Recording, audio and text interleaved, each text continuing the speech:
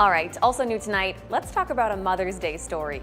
Mother's Day can look so different for so many of us. Some of you will be taking care of young toddlers, others are waiting for your kids to come home from college.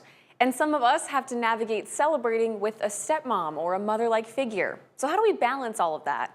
Here to help us navigate this is Sylvia McCookie-Enyart, an associate professor of communication studies at the University of Iowa. Sylvia, thank you so much for being here with us today. I want to start with the question of who gets to be celebrated. It can be kind of a touchy question, and what kind of emotions can that bring out in people? Yeah, I mean, it's so much pressure, the day and wanting to make it perfect.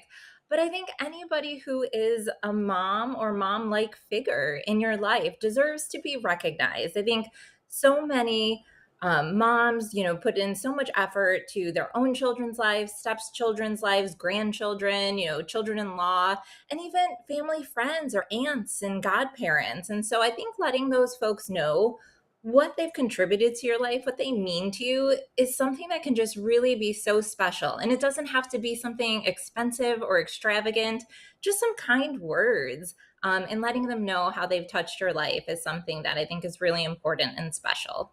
Somewhere that I feel myself kind of, or I let it slip away from me a little bit, is this pressure to make sure that I'm celebrating all of the mother figures in my life.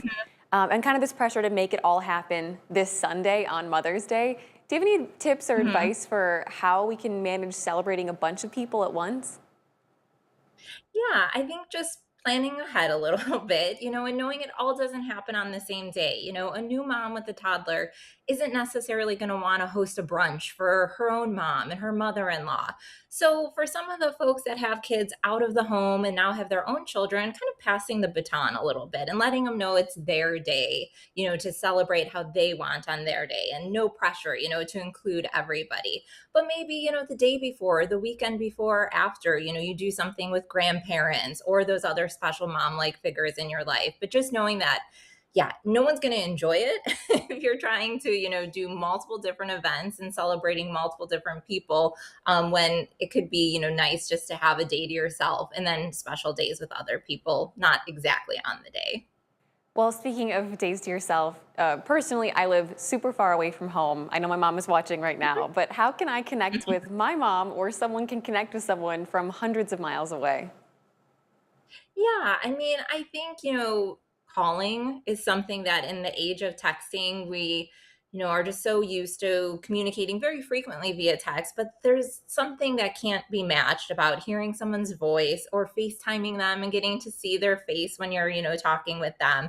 And I think when we're talking about cards or gifts, like something thoughtful that speaks to that person.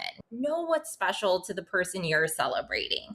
Did you just finish a new book that you think they would absolutely love? Or did you find some flower seeds that they've been looking for, sending those to them? Or then if it's a card, I think writing something specific about what they mean to you, not just thanks for everything you do for all of us, and that's great, but it's a little generic of, thanks for always being there, when I'm having a hard time, or, being the one I could turn to for advice. Something specific to let them know just how special that bond is, I think is something that's really lovely. Well, my last question for you is for the mothers that are maybe not a traditional mother figure. So, where do our stepmothers or maybe even like mother in laws fit into all of this? Yeah, I think it's great to celebrate these folks if you have strong bonds with them. For step parents, some stepchildren might feel obligated to have to celebrate their stepmom, even if they don't have a special connection. Others might want to celebrate them, but feel a little caught, like their biological mom will be upset. And so I think it's important to kind of follow the kids' lead and support what they want to do, as far as that celebration goes. And then with mother in laws, that could be a tricky relationship sometimes, but if you have a good relationship with your mother-in-law, by all means, celebrate her, buy her a present from you. But I also think it's important that wives aren't expected to be the ones to buy their Mother's Day presents. That's your husband's job.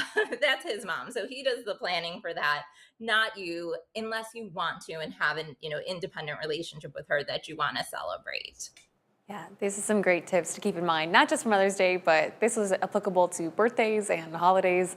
Christmas and the whole like. Sylvia, thank you so much for your time today. I hope you have a wonderful weekend celebrating with your family. Thank you so much.